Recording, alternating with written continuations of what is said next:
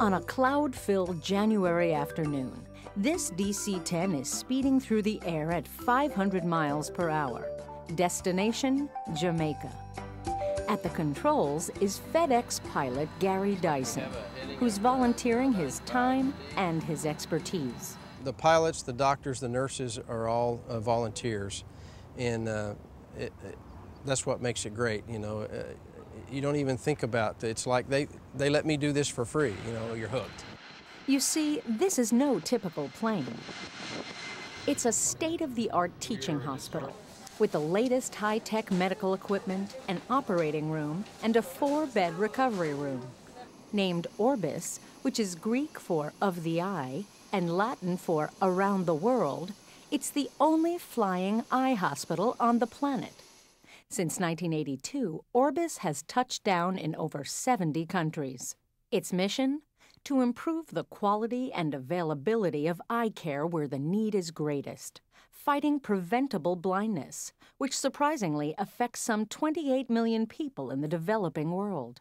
Some of the things I've learned from being with Orbis is that about 90% of the world's blindness is in developing countries, and 80% of that is actually treatable or preventable. You can study all the books, but until you sit down beside someone who has done this before, and that's how you learn surgery. And that's the purpose Orbis serves, and that's why we welcome them to Jamaica in particular. Jamaica is a land of stunning beauty, but also of wrenching poverty. 20% of its population lives on less than $2 a day. There are just 56 ophthalmologists and 22 optometrists to serve a population of nearly 3 million. Over 40% of Jamaicans have never had an eye exam, and for those who have been examined, treatment is often out of reach. Basic, affordable eye care can mean the difference between economic survival and destitution. There's someone who is a taxi driver, for example. If he develops cataracts and loses his vision, so he no longer can meet the legal requirement, that's his livelihood gone. You can restore that by operating on that person and give him back his livelihood again. I mean, that's a big, big, big thing. Okay, look over to your left. Today is screening day at Kingston Public Hospital. Orbis's volunteer physicians are examining scores of people recommended for eye surgery by local doctors. We can't have enough training for our staff. We know there are deficiencies in the experiences of some of our staff members in terms of eye surgery, in particular surgical intervention. So we sought to fill those gaps. The Orbis doctors must determine who among these patients have the worst problems but the best chances of improvement.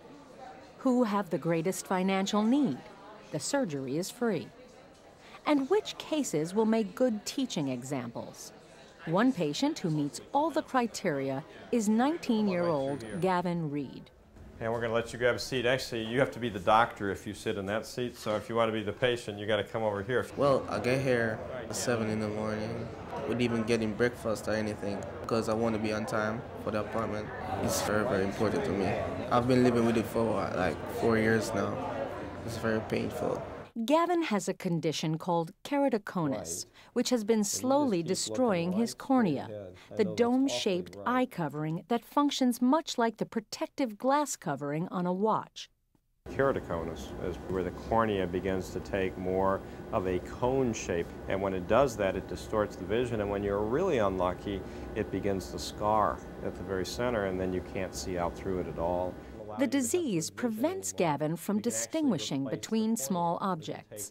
As a result, he can't drive, read, or work independently. And because the condition worsens over time, Orbis is Gavin's best hope, his only hope for preventing eventual blindness. Now, I've got some really good news for you. The good news is that all of the problem that you have with your eyes are limited, or the problem is limited just to the front of the eye. And what we can do, we can actually replace the cornea.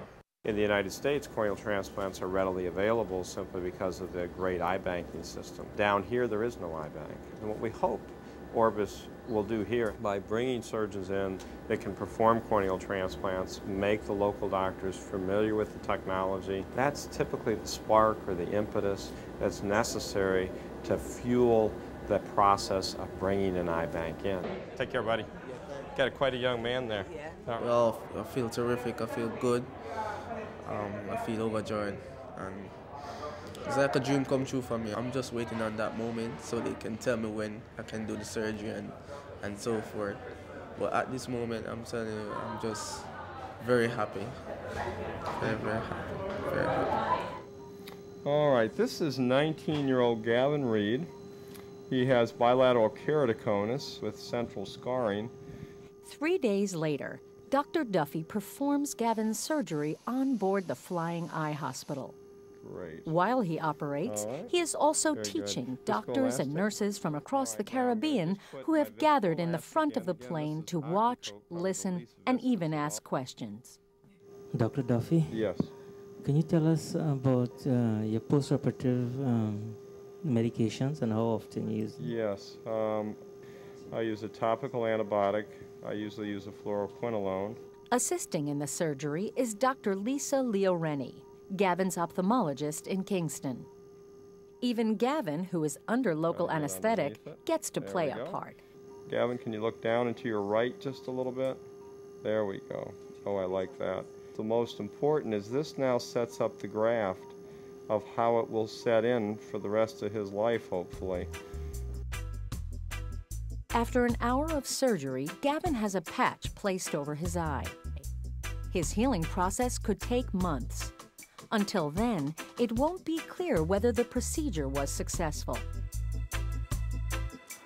9 weeks later, things are coming into focus for Gavin. It's really amazing right now to see that I can see well again. You know, it's awesome. A few months ago, I wouldn't have attempted to do this because these screws would actually be they actually appear to me as tiny dots. To actually get the screwdriver to correctly put on the screw, I couldn't do that at all. Now I can actually see what I'm doing.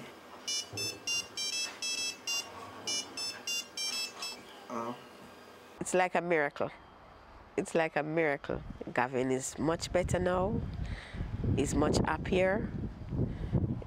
He's much more confident than before. He's laughing more. Everything is doing more. It's just great. It just brings some joy to my heart.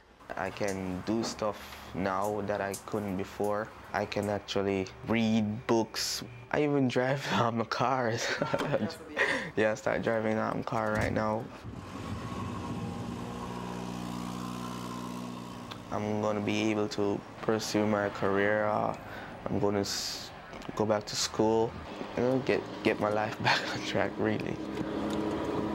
For me, Orbis is an opportunity to do something really different than what I do day in and day out in my medical practice. And it gives you a chance to really step back and see how, I think, 75% or 80% of the world really lives. Expressing my feelings to Orbis, words can't explain, because I thank them every day. I pray, I thank God, I thank Dr. Duffy, I thank everybody that was there, that came and, you know, did this for us. And if they didn't, I don't know who will.